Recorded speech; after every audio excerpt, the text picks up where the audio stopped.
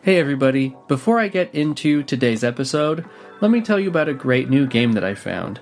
It's called Politics and War. Politics and War is a massive multiplayer online game that puts you in charge of your very own country. You literally start out by founding your very own nation and you control every aspect of it from there. Want to go to war? Good luck. Want to work cooperatively with other countries for mutual benefit? Sure. Politics and War is the best nation sim out there. If you've ever looked at a country and thought, man, I could do way better than those guys, then go to politicsandwar.com or download the app on the Google Play or Apple App Store today and see if you've got what it takes.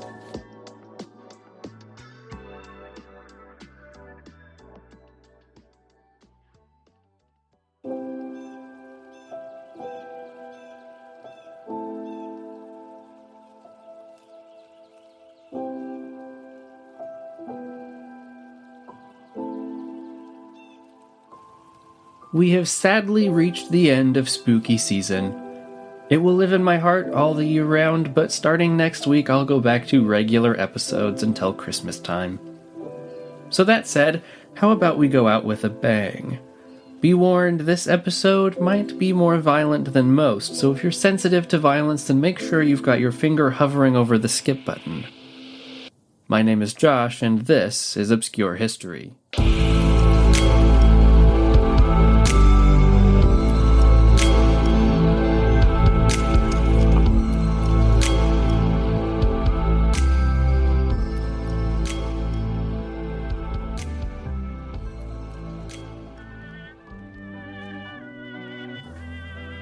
It was a pleasant summer day in Fountain, Michigan. A gentle summer breeze pushed cool, humid air from Lake Michigan inland. On most days, Fountain was barely a village. It was sparsely populated, isolated from major metropolitan areas, and utterly rural. However, on this particular day, there was a din of celebration. Though the United States as a whole was enjoying a post-war economic boom, and prestigious Atlantic families were amassing wealth to rival gods, this was a meager celebration. The people at this gathering were not moguls, nor were they movers, nor were they shakers. They were hardworking farmers, ranchers, and fishermen. World War I had ended a decade previous, and World War II was still a decade away. Those gathered at this family reunion were honoring the living, mourning the lost, and rejoicing the fact that they were able to gather at all. This was the family reunion of the Gulembo family, and it was the largest on record in Fountain, Michigan at the time. They spread a massive summer feast on checkered picnic blankets and let the warm breeze brush across their smiling faces. The children laughed and played, the adults reminisced about times gone by and speculated about times to come, and the elders looked at their tiny empire with satisfaction, feeling blessed and thankful. As the festivities came to a close, the massive family crowded under a blue Michigan sky to take a photo. They put on their best smiles and looked at the camera through squinting eyes. The photographer snapped the shot and the families parted ways. I'm sure that day was enjoyed by all who attended, but little did they know, somewhere among that crowd of faces in that photo was a cold-blooded killer.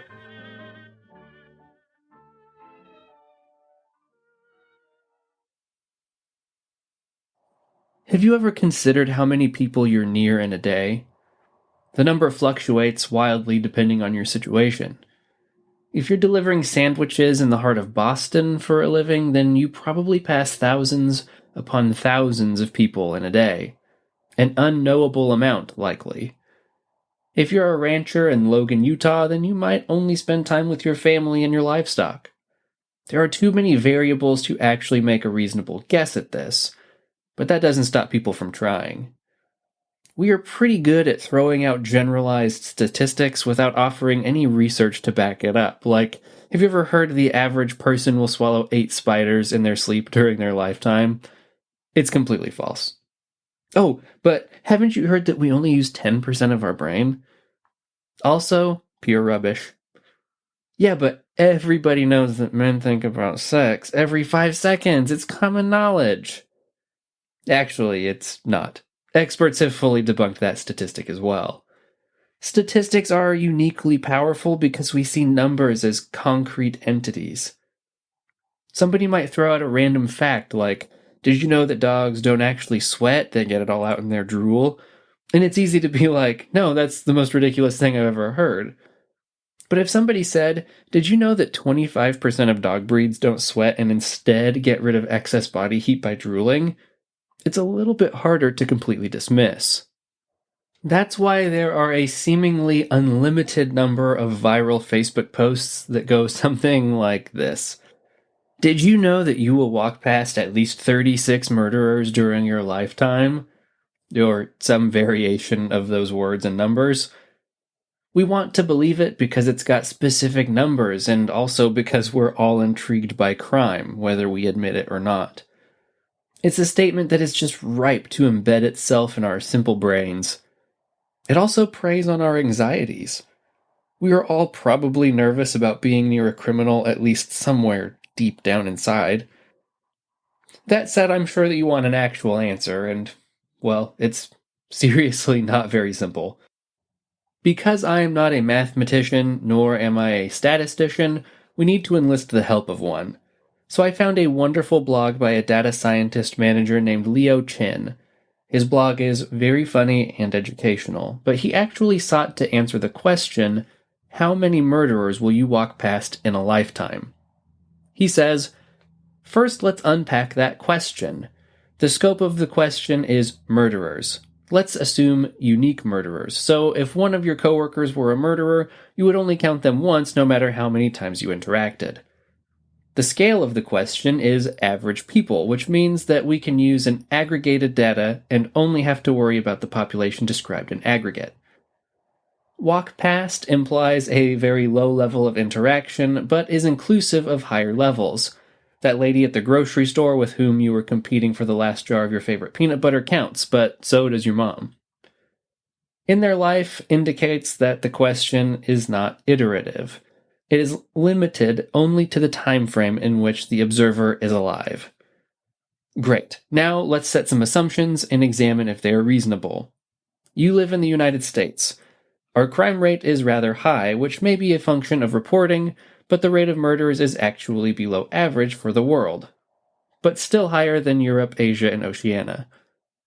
North and South America actually have the highest intentional homicide rate in the world. Let's keep it simple. You can only walk past a murderer on the street if they got away with murder.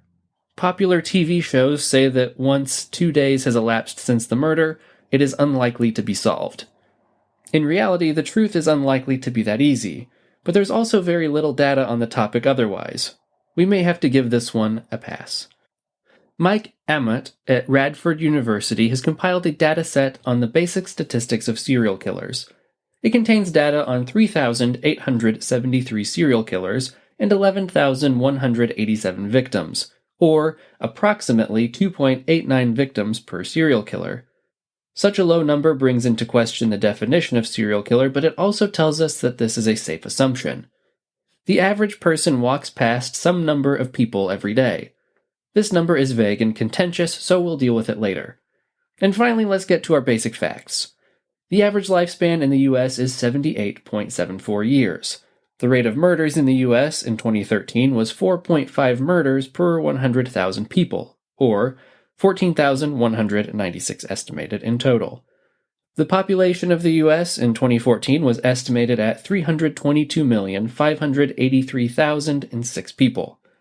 1/3 of murders go unsolved. He continues to say, first, let's try out a logarithmic scale distribution. Just from the previous example, it's clear to me that some people have a lot more interactions than others. Let's test the resultant range when we test a range that varies in a logarithmic fashion. If you meet one new person a day, you meet 27,375 new people throughout your entire life, of which 0.41 of them are likely to be unapprehended murderers. Of course, this means that if you meet 10 new people a day, then you've met 4.1 murderers throughout your life. And if you meet 100 new people per day, then you've met 41 murderers throughout your life.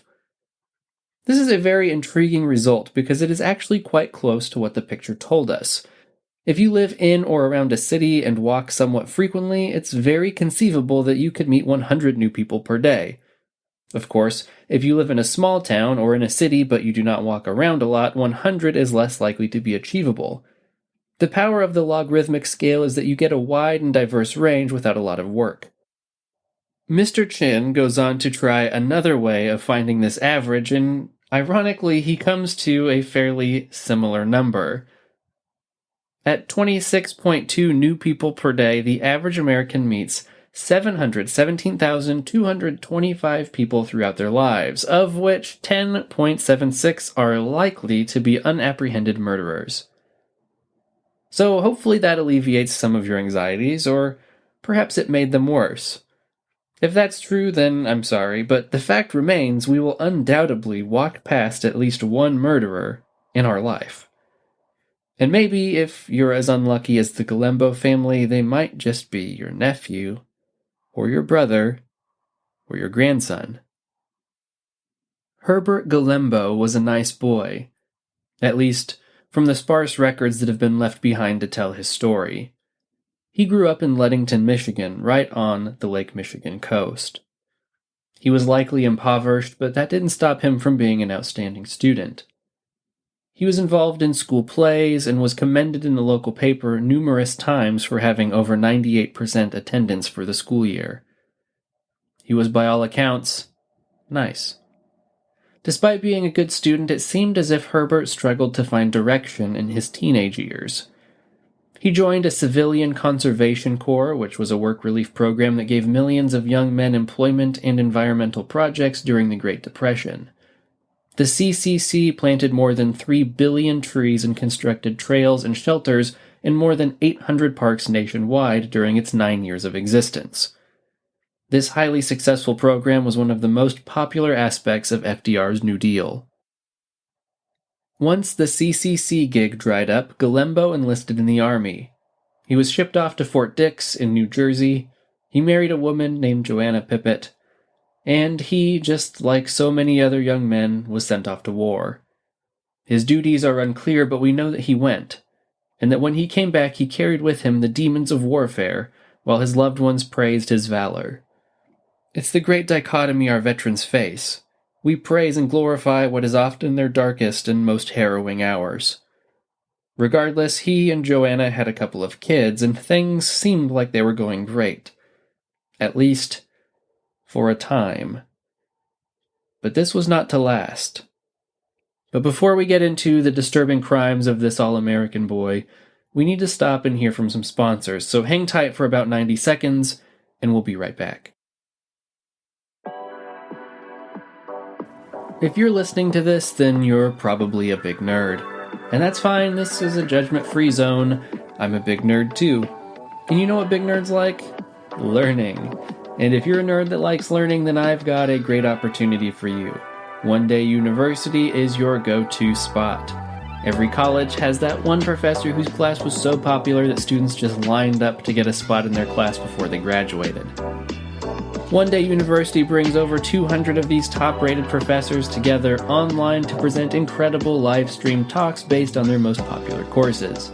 Professors are selected from some of the best schools across the country, and every weekday, One Day University offers a new 1-hour live-streamed talk followed by a live Q&A with that professor. Members also get access to a library with over 500 past recorded talks available on demand. You can learn something new every day about history, politics, art, science, music, psychology, and so much more. There's no homework or tests, just the joy of learning new things from incredible professors. Memberships are just $8.95 a month or $89 a year, but you can try 2 weeks for free. Plus, if you use code OBSCUREHISTORY and sign up for an annual plan, you'll get your first year half price. Join today to hear amazing lectures like Unexplained History, What Historians Don't Understand by Carolyn Winterer of Stanford University, or maybe The 5 Most Powerful People in the World by William Burke White of the University of Pennsylvania. Again, that's onedayu.com/obscurehistory for a 2-week free trial. And if you like it, use promo code OBSCUREHISTORY for half off an annual plan.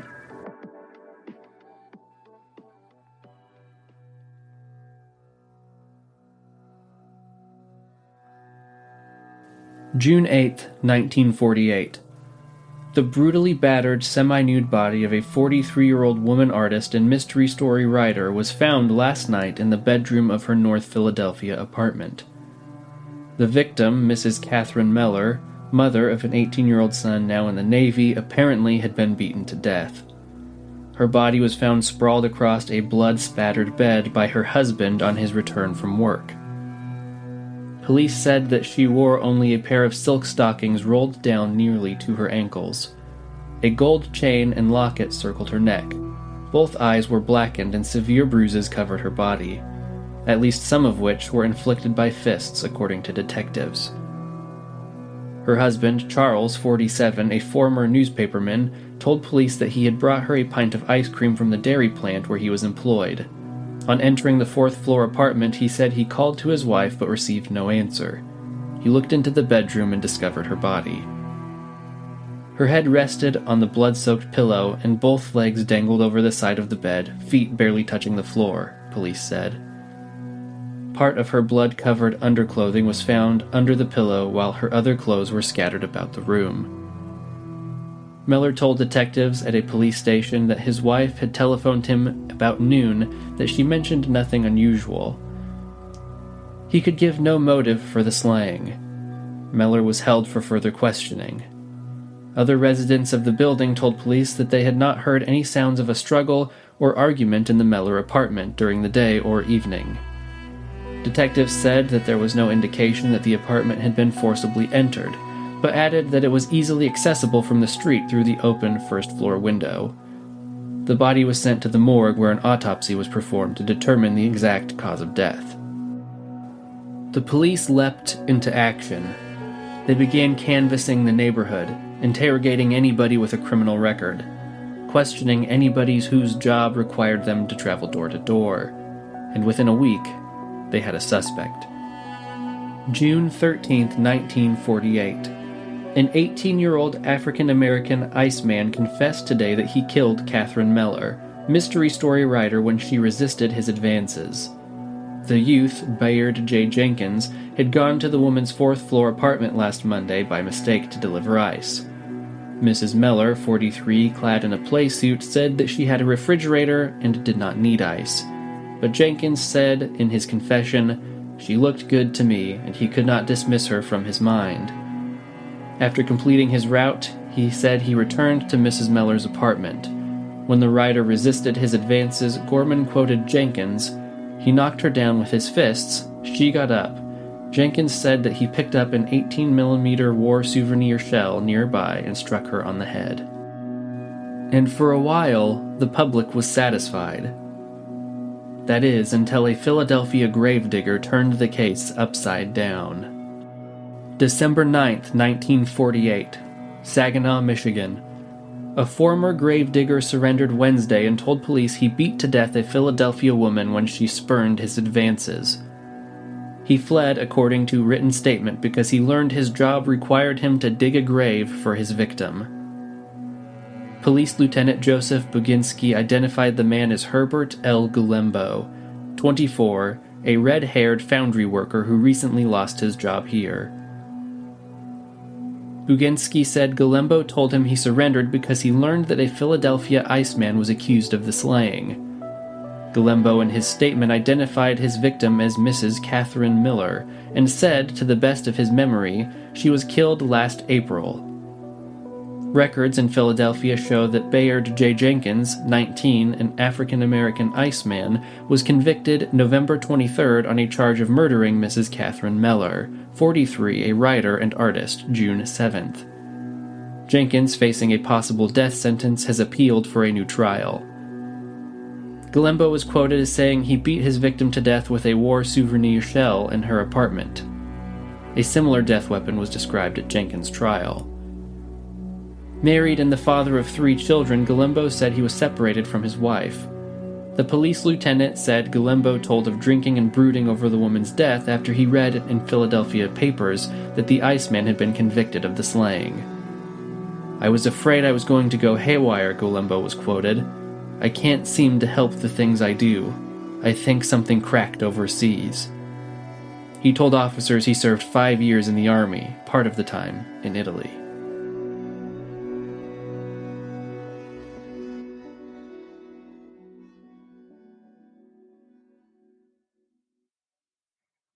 Though he confessed, Gulembo recanted his statements soon after, and unfortunately this case hit a dead end of sorts.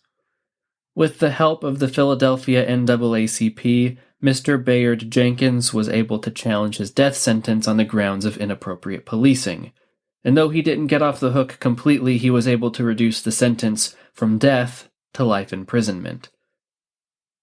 From the sparse documents I've been able to find, the case against Jenkins was flimsy at best. The police grabbed him off the street and interrogated him without just cause. They searched his house and found a blood-stained uniform. Jenkins said that the blood was his, the police said that it was Miss Catherine Mellor's, and eventually the police pulled a confession out of the young man, who was barely a legal adult. Both confessions were completely circumstantial, but what happened afterwards makes me believe that Gulembo's confession was more than just a drunken tale. After the confession, Herbert Gulembo stayed quiet for a while. He was separated from his wife and children for reasons unknown, and since he wasn't really tied down to anything, it seems as if he moved around a little bit, maybe doing odd jobs here and there. But we see that he was sent to trial in 1951 for nearly beating a woman to death with a screwdriver. May 16, 1951. Herbert L. Gulembo, 26-year-old prison parolee, Tuesday waived examination on an armed robbery charge in the slugging of Mrs. Lester Glenn, wife of a Wisconsin industrialist and daughter of a Madison banker. Municipal Judge Peter R. von Sprecken bound Gulembo over circuit court trial and set bond at $10,000. It was not furnished and Gulembo was remanded in jail. No trial date was set. Sheriff Edward Anderson said Gulembo admitted that he might have hit Mrs. Glenn with a screwdriver, but claimed she fell out of the car early last Sunday as they struggled for her purse and the $60 it contained. Mrs. Glenn, 33, remained in critical condition Tuesday night in a hospital. Her husband heads the Glenn Sportswear Company of Manistee. He was found guilty for these crimes and was sentenced to 20 to 30 years, and was sent to Southern Michigan prison. But while he was there, he would not repent, nor would he be reformed. After only 2 years of time served, Herbert made a break for it. December 21st, 1953. Detroit. Police guarded 5 families today from one of the 5 still-free convicts in Jackson Prison's mass break as Michigan mobilized one of its biggest manhunts. The 5 fugitives were believed holed up somewhere in Motor City. One of them, Roman Usiondek, 37, a psychopathic murderer, swore vengeance against witnesses at his trial. Every available patrolman and detective pressed a relentless search for the escapees. Rooming houses and hotels were canvassed. Relatives of the men and their known friends were being watched by more than 400 officers. 13 prisoners broke out of the world's largest walled prison Saturday night, cutting their way free with a blowtorch. 8 were recaptured.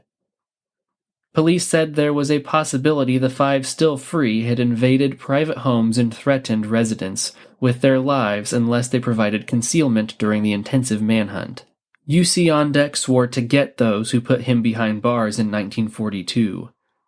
When sentenced to life, he told then Assistant Prosecutor Tom Pajinski, "They won't be able to hold me. I'll be back, and when I do, you'll be number 1 on my list." Pajinski, now a circuit court commissioner, was removed from the city by police. Another being guarded was Mrs. Sophie Kubert, who identified Usiondek as the man who killed her husband, Peter, during a holdup at their bar. Warden William Bannon of Jackson Prison described Usiondek as a psychopath. Detroit and suburban Hamtramck police know him as a cold-blooded killer. The leader of the mass break, the largest in the history of the prison, said the escape had been planned since Labor Day.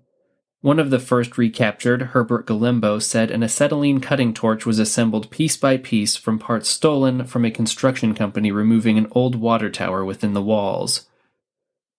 "It started out with just 2 or 3 of the boys," he said. "I was really surprised when I got outside and counted 12 others. It looked like most of the yard come with me." They crawled through a sewer tunnel using the torch to cut through the iron grating covering the entrance outside the prison walls. They risked death by scalding steam, which is pumped at certain intervals to flush the sewage. At least 3 investigations were planned or are underway by state authorities in an effort to pin responsibility for the break. It has carried out a bloody riot in April 1952. You can't blame it all on a shortage of manpower. There has been neglect someplace, Warden Bannon declared.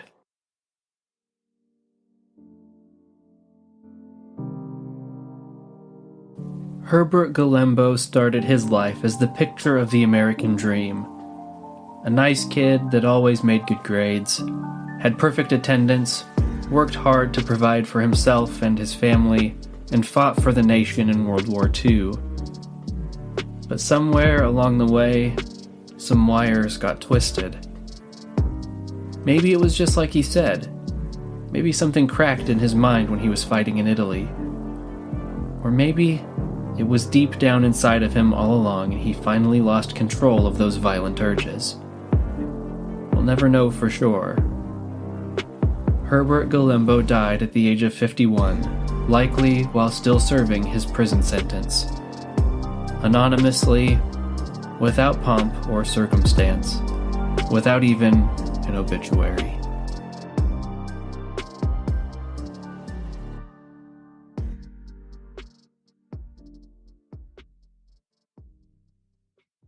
Thank you, everybody. I seriously appreciate everybody who listens to this show, and honestly, I can't believe how many people actually do. If you listen to the very, very end to find the indie music features and etc., then you get 2 thank yous because you double rule.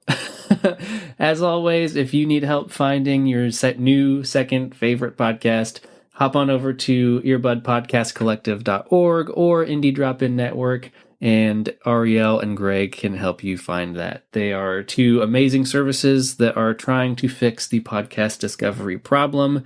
And if you're not in the industry, there's super definitely a problem.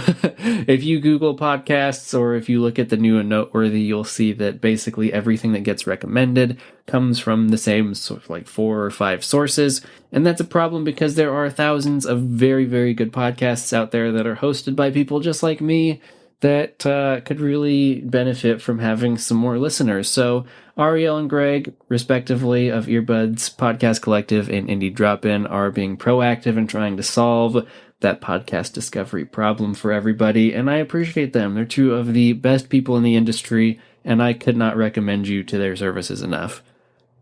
Okay, so I'm skipping past any personal announcements because, frankly, I don't really have any this week. Please send in questions for Thursday footnotes. They can be about anything. I am always taking questions for that. Hit me up on the social medias or obscurehistorypod@gmail.com. You can always send questions to those places, and I will always look at them and respond, maybe, on the Thursday footnotes. Anyways, I'm jumping to the end because I'm super excited.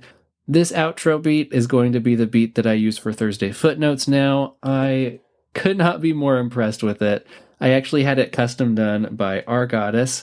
They stream on Twitch basically every day. Sometimes it's beat making, sometimes it's Pokemon, but it's always a good time. If you're into live streamed content at all, definitely hop on over to Twitch and search Our Goddess. That is just the letter R and then the word goddess, no spaces or anything like that. I'm over there occasionally, and it is a blast. So anyways, I hope you enjoy this beat. I was so blown away by it. I honestly couldn't even believe my ears when I heard it. So I hope you guys have an awesome day. It's super late. I gotta go to work tomorrow, and it's gonna be an adventure. You guys have a good week.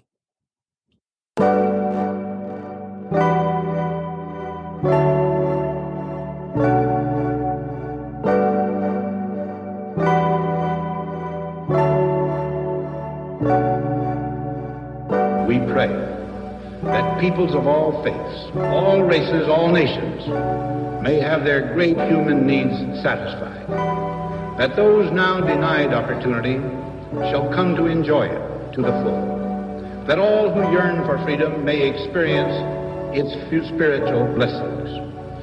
Those who have freedom will understand also its heavy responsibility, that all who are insensitive to the needs of others will learn charity, and that the sources, scourges of poverty, disease, and ignorance will be made disappear from the earth, and that in the goodness of time, all peoples will come to live together in a peace guaranteed by the binding force of mutual respect and love.